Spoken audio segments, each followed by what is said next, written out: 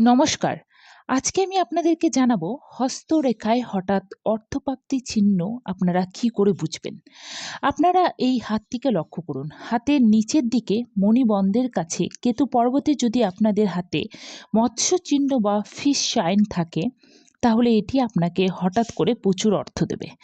যাদের এই কেতু পর্বতে ফিশ সিম্বল থাকে, তাদের প্রথম জীবনে প্রচুর কষ্ট পেয়ে থাকে, কিন্তু ৩২ বছরের পর থেকে এরা অনেক আয় উন্নতি করতে পারে এবং প্রচুর অর্থ ইনকাম করতে পারে। এছাড়া আপনার হাতে জুপিটার মাউন্ট বা বৃহস্পতি পর্বতে যদি ক্রস চিহ্ন থাকে, তাহলেও কিন্তু আপনাদের হঠাৎ করে অর্থপ্রাপ্তি হবে।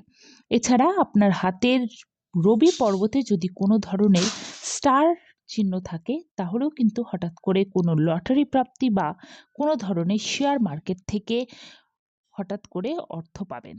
ধন্যবাদ।